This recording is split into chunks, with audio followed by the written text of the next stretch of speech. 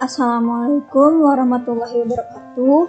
Di sini saya akan menjelaskan bagaimana makna dan upaya penting yang dilakukan oleh mahasiswa guna menumbuhkan ketahanan nasional di tengah pandemi, dan juga apa saja ancaman yang ditimbulkan akibat dari upaya-upaya tersebut bila tidak dilaksanakan. Ketahanan nasional merupakan kondisi dinamik suatu bangsa berisi keuletan dan ketangguhan yang mengandung kemampuan.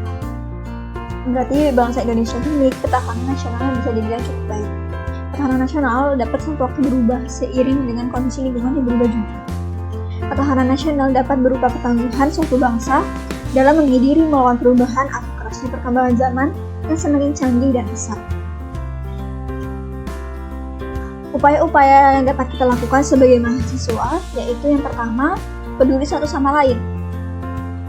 Kita sebagai mahasiswa sudah seharusnya memiliki sikap empati dan simpati yang lebih kepada orang-orang sekitar kita, misal kepada keluarga, sanak saudara, atau teman kita yang sedang mengalami musibah atau masalah akibat dari pandemi COVID-19 ini, karena tidak menutup kemungkinan pandemi COVID-19 ini memiliki dampak yang besar bagi sebagian orang. Yang kedua yaitu meningkatkan solidaritas antar sesama. Ini juga penting.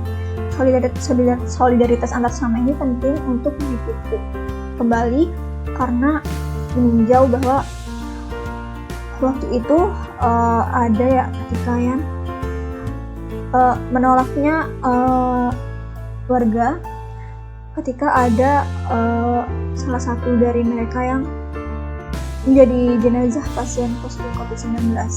Dan mereka sebisa mungkin tidak menerima jenazah tersebut untuk dimakamkan di daerahnya. Itu sebenarnya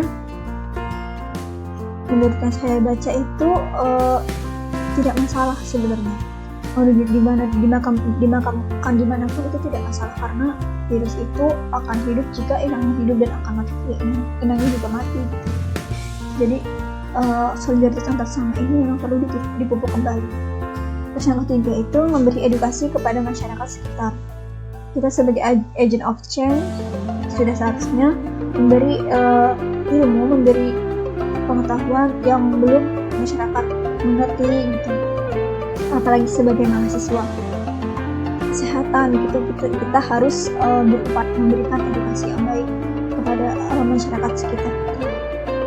Terus yang terakhir itu ada memberi motivasi. Kita bisa memberi motivasi melalui video pembelajaran, podcast, dan sebagainya.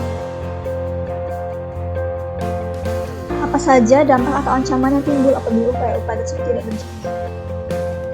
Yang pertama yaitu menurunnya tingkat SDM. Tidak dipungkiri ya bahwa dengan kita belajar daring itu tidak semuanya merasakan. Jadi ini juga akan berdampak pada tingkat SDM kita nanti. Yang kedua itu meningkatnya jumlah pengangguran. Dan tidak dipungkiri ya bahwa akibat pandemi COVID-19 ini PHK besar-besaran dilakukan hingga jumlah pengangguran itu yang sebelumnya memang tinggi bertambah lagi tinggi lagi akibat pandemi COVID-19.